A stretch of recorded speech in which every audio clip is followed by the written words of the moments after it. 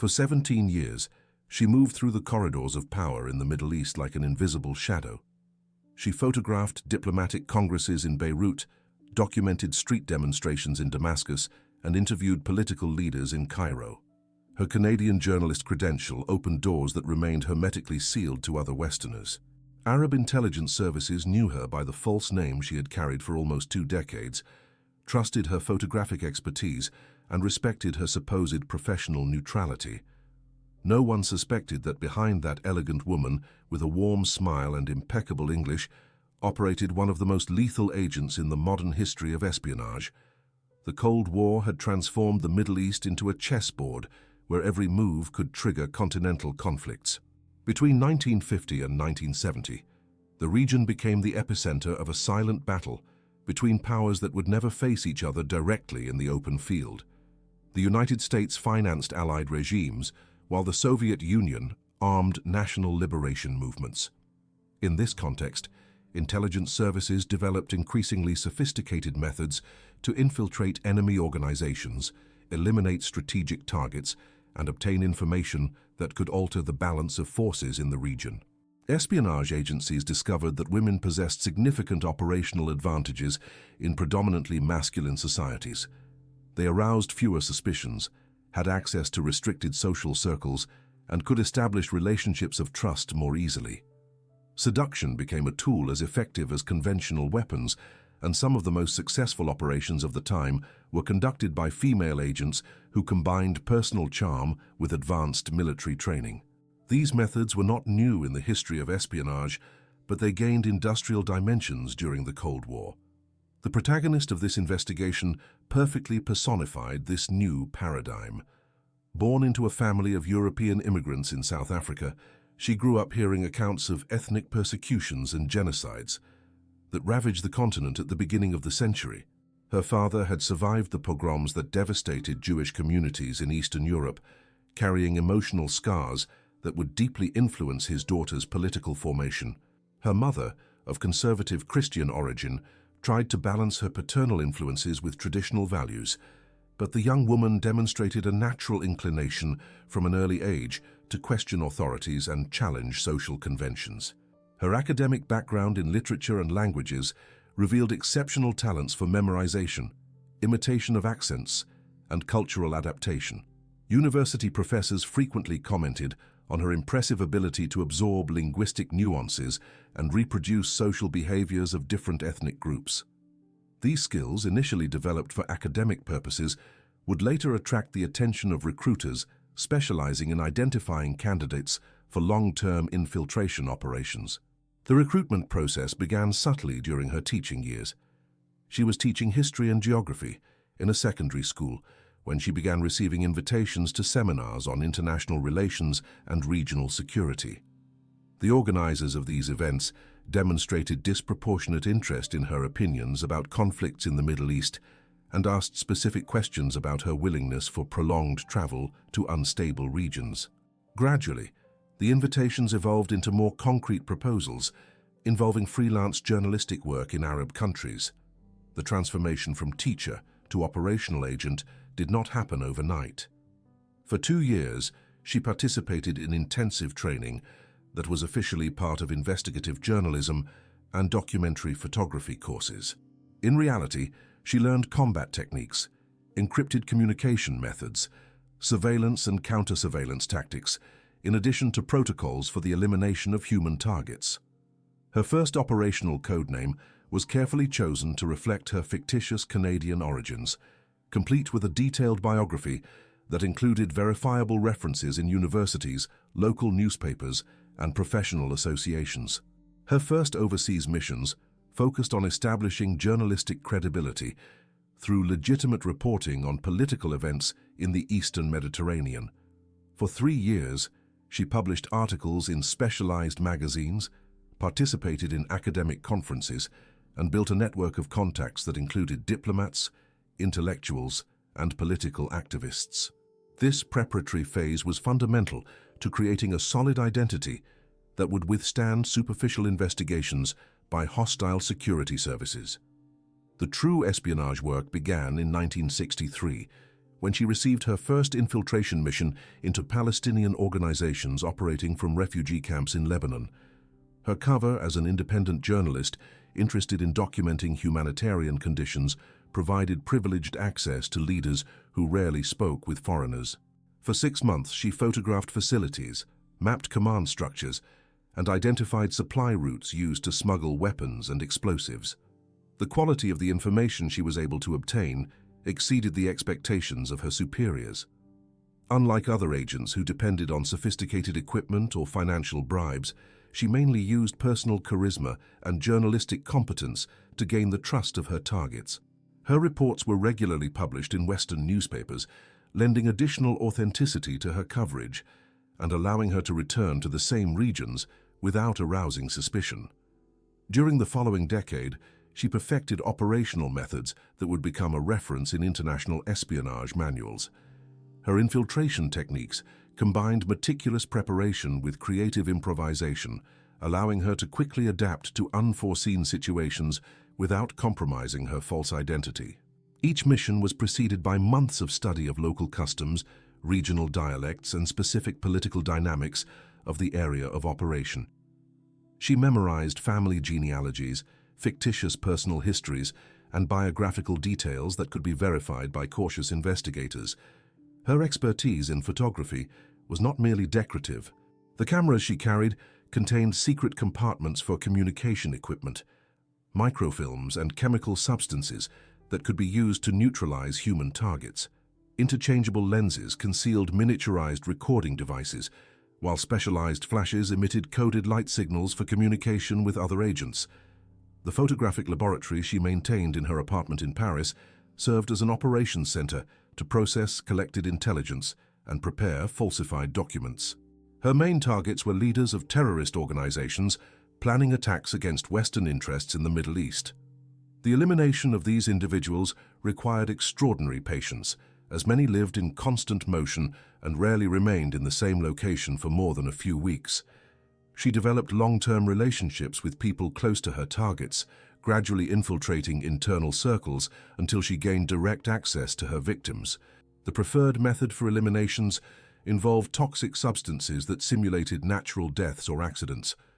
She carried a sophisticated chemical arsenal disguised in cosmetic products, medications, and photographic material. Delayed action poisons allowed her to be geographically distant when the death occurred, hindering later investigations and preserving her cover for future missions. In situations that required immediate action, she used conventional weapons, but always in a way that resembled a common crime or personal revenge. Her network of contacts extended throughout the Middle East and included genuine journalists, Western diplomats, local merchants, and even employees of Arab intelligence services who were unaware of her true identity.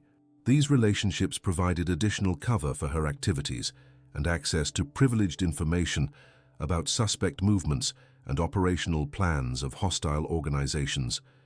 She cultivated each relationship with meticulous care, balancing enough proximity to obtain operational benefits without arousing suspicion about her true objectives. During the most intense years of her career, she circulated between Beirut, Damascus, Cairo, and Amman as if they were neighborhoods of the same city. Her familiarity with local protocols and cultural habits was so convincing that Arab diplomats frequently consulted her on issues related to journalistic coverage of sensitive political events.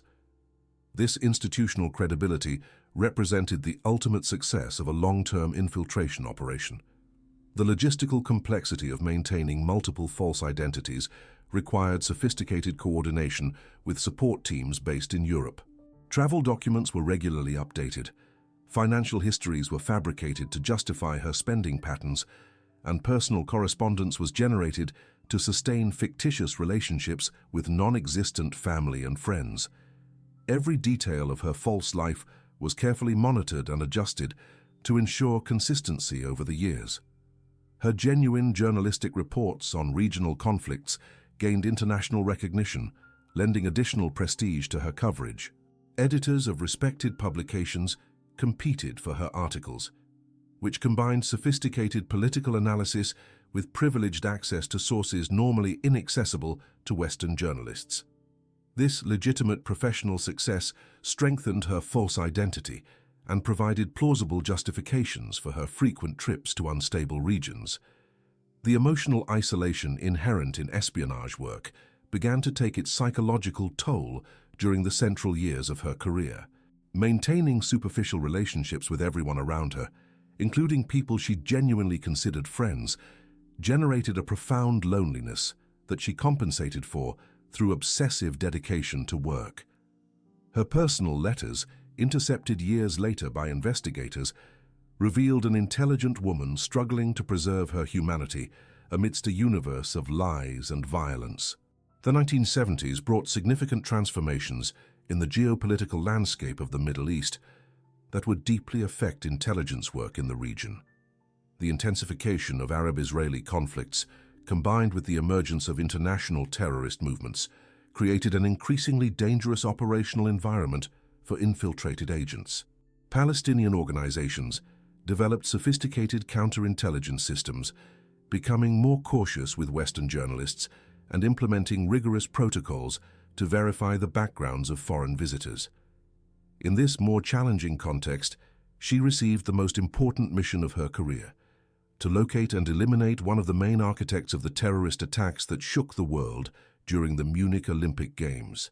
The target was a brilliant strategist who coordinated operational cells in multiple countries and had become the main priority for various Western intelligence agencies. Fragmentary information suggested he was hidden somewhere in Scandinavia, taking advantage of the region's traditional neutrality to plan future operations. The operation in Norway represented a significant departure from the methods she had perfected over the previous years. Unlike missions in the Middle East, where her journalistic cover provided natural access to relevant political circles, the Scandinavian environment required substantial adaptations in her infiltration techniques. The local population was homogeneous, small communities knew each other, and the presence of foreigners was immediately noticed by local authorities. Her planning for the Norwegian mission lasted 6 months and involved the creation of a completely new identity, distinct from all the personas she had previously used. This time, she would assume the role of a freelance photographer specializing in Arctic landscapes, interested in documenting climate transformations in the polar regions. This cover would justify her presence in remote areas and her interest in photographing specific locations where the target might be hidden. The preparation included intensive training in cold weather survival techniques, familiarization with photographic equipment specialized for extreme conditions, and memorization of details about environmental changes in the Arctic that could be discussed convincingly with local experts. She also learned the rudiments of the Norwegian language, although her cover allowed her to operate primarily in English. Her arrival in Norway occurred at the end of autumn, when temperatures were already beginning to drop drastically and sunlight was becoming scarce. She established herself in a small town that served as a base for photographic excursions to the most remote regions, renting a modest apartment and gradually integrating into the local community. Her first weeks were dedicated to establishing credibility through genuine photography excursions and social interactions with residents. The location of the main target proved more complex than anticipated. Intelligence information was vague and potentially outdated, forcing her to develop a local network of contacts who could provide clues about the presence of foreigners in the region. She frequented bars, participated in community events, and engaged in casual conversations with merchants who might have observed suspicious movements. During 2 weeks of discreet surveillance, she identified a man who partially matched the target's physical description. He lived in isolation, avoided social contact, and exhibited behaviors that suggested military training. His routines were irregular, but included weekly visits to the town center for essential shopping and correspondence at the post office. The definitive confirmation of his identity would require physical proximity that could compromise the security of the operation. The decision to proceed with the elimination was based on circumstantial evidence that, retrospectively, would prove insufficient. The temporal pressure exerted by her superiors, combined with the difficulty of obtaining absolute confirmation in foreign territory, led her to accept a level of uncertainty that violated basic operational security protocols. This would be the first time in her career that she would act without complete certainty about the identity of her target. The method chosen for elimination would take advantage of one of her few opportunities for physical proximity. The target attended a local cinema weekly, always accompanied by a pregnant woman who appeared to be his wife. The family configuration would provide camouflage for the approach, but would also significantly increase the risks of witnesses and unforeseen complications. The execution of the operation was planned to coincide with a night cinema session that the couple regularly attended. She positioned herself strategically at the establishment's exit, pretending to photograph the building's architecture, while awaiting the appropriate moment to act. The plan involved a discreet approach during the couple's walk towards the parking lot, quick elimination with a silenced weapon, and immediate escape through previously mapped routes. When the couple emerged from the cinema on the cold December night, she visually confirmed that it was the man she had observed during the previous weeks. The woman beside him was visibly pregnant and walked slowly, creating a perfect opportunity for approach. He matched the physical details described in the intelligence documents: height, physical build, facial features, and behavioral patterns. The first shots hit the target in the back, dropping him immediately. A second shot to the head ensured the elimination was definitive. The pregnant woman began to scream, but she was already quickly moving away from the scene through a side street that led to her getaway vehicle. The operation had lasted less than 30 seconds, executed with the technical precision that characterized all her previous missions. However, almost immediately after leaving the scene, she noticed irregularities that she had not observed during the weeks of surveillance. The woman's behavior suggested genuine surprise and terror, not the type of controlled reaction that would be expected from someone familiar with security risks related to terrorist activities. Furthermore, her screams included Norwegian names and phrases that seemed inconsistent with the immigrant cover the couple supposedly maintained. During the following hours, while monitoring local news through the radio in her temporary hideout, she confirmed that something had gone terribly wrong. The eliminated man was not the wanted terrorist, but a Moroccan waiter married to a Norwegian citizen. He worked in local restaurants, played traditional music at community events, and had no connection with political or terrorist organizations. The magnitude of the error became evident when local newspapers published photographs of the victim and details about his personal life. Ahmed Bouchiki was a peaceful immigrant who had built a simple life in Norway, far from the conflicts that plagued his homeland.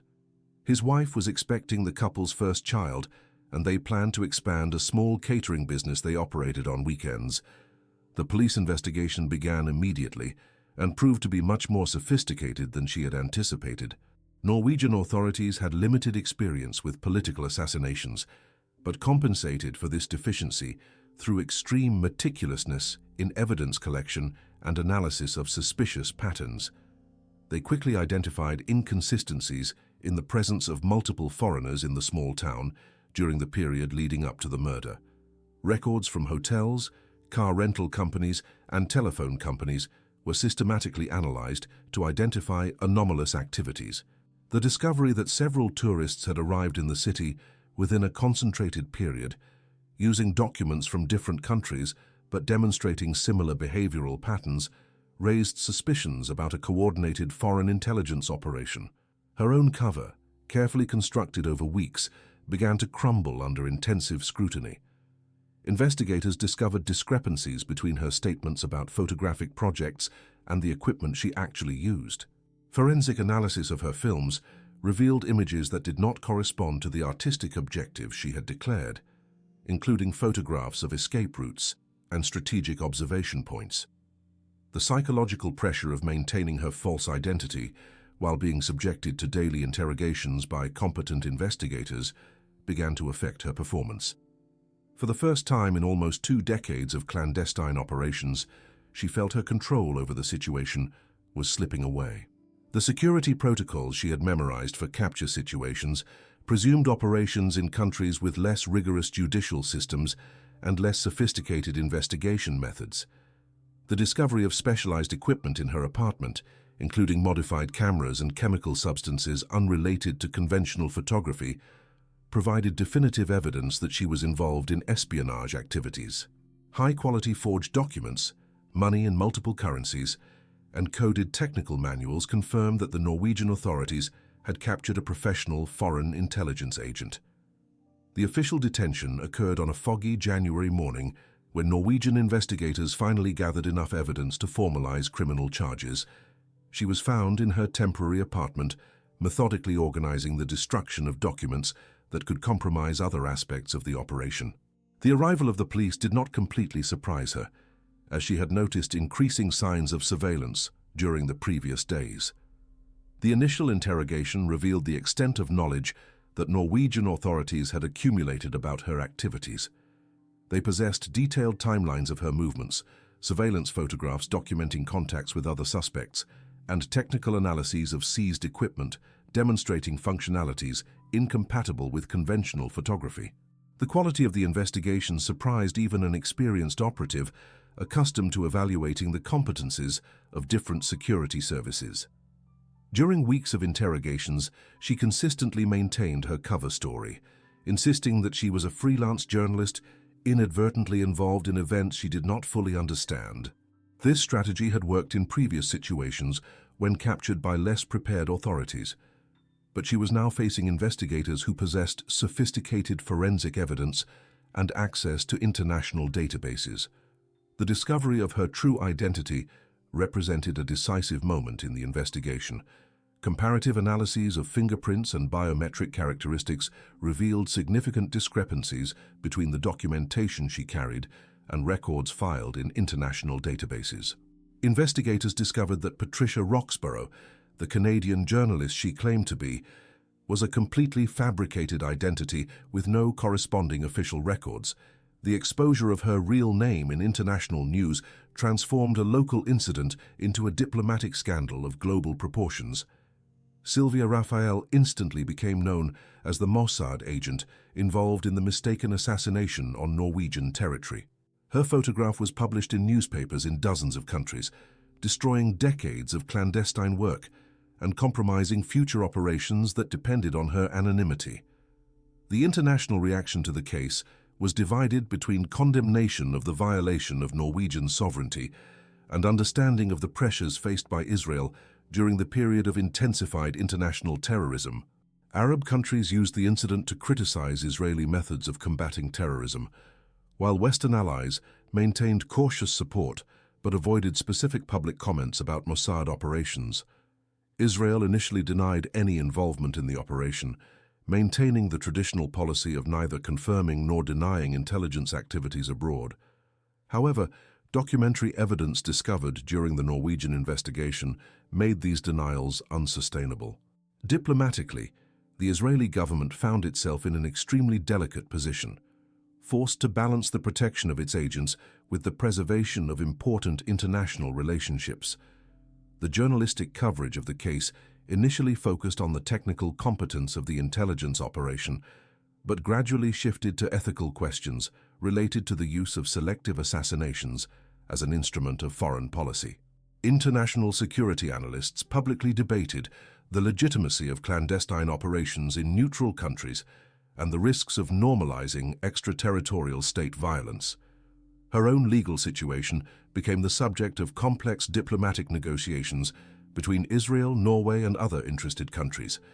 The Norwegian judicial system had little experience with cases of international espionage, creating legal precedents that would influence future similar situations. Lawyers specializing in international law were consulted to determine appropriate procedures for judging crimes committed by foreign intelligence agents. During the months preceding the trial, she remained detained in conditions that reflected both security concerns and Norwegian humanitarian standards. Her cell included books, writing materials, and regulated access to physical exercise. These conditions contrasted significantly with prisons she had observed in other countries during her missions, providing an environment conducive to reflection on her career and personal choices. The designation of Andreas Schuh as her defense lawyer introduced an unexpected personal dimension to her legal situation. Schuh was known for his technical competence in complex criminal cases and for a humanized approach that considered personal circumstances beyond purely legal aspects. His first conversations with her revealed an intelligent woman struggling to reconcile years of professional dedication with the unforeseen consequences of a single mistaken decision.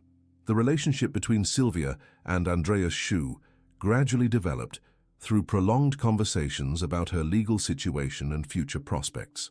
Initially, he approached the case as a complex professional challenge that would require careful navigation between Norwegian laws, international diplomatic pressures, and the personal needs of his client. However, their interactions revealed human dimensions that transcended purely legal considerations. Schuh discovered that behind the professional agent trained to deceive and manipulate was a woman who had never experienced genuine relationships based on mutual trust and emotional honesty. Decades of clandestine life had created psychological barriers that impeded authentic personal connections, but the controlled environment of the prison provided a unique context for the development of emotional intimacy without external pressures.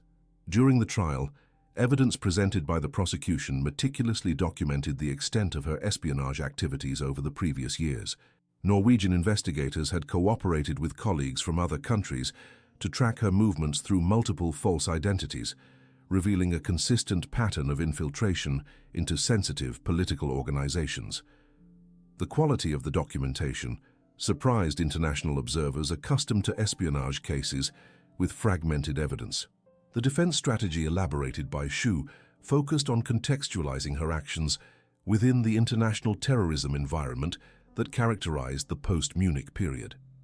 He argued that intelligence agents operated under extraordinary pressures to prevent future terrorist attacks, and that operational errors, although regrettable, were inevitable in circumstances of extreme risk and inaccurate information. Expert witnesses on international security matters were called to explain the complexities of anti-terrorist operations and the challenges faced by intelligence services in attempting to locate individuals who deliberately concealed their identities and locations. This contextualization helped the court understand that the error committed in Lillehammer, although tragic, represented a risk inherent in operations conducted under conditions of incomplete information. The final sentence of 5.5 years in prison reflected a careful balance between the gravity of the crime committed and mitigating circumstances related to the international context. Norwegian judges recognized that an excessively severe punishment could create problematic precedents for future intelligence cooperation between allied countries, while a very lenient sentence could be interpreted as tolerance for violations of national sovereignty. Her early release after 2 years of detention resulted from a combination of factors, including exemplary behavior in prison, discreet diplomatic pressures, and the recognition that prolonging her detention would not serve useful purposes of justice or deterrence. Norwegian authorities also considered that she did not represent a future risk of recidivism, especially considering that her public exposure made it impossible to return to clandestine activities. The decision to remain in Norway after her release surprised observers who expected her to immediately return to Israel. Her marriage to Andreas Schuh represented a fundamental transformation of someone who had dedicated decades to national service into a person seeking to build personal happiness. This transition required significant psychological adjustments for someone accustomed to prioritizing missions over individual needs.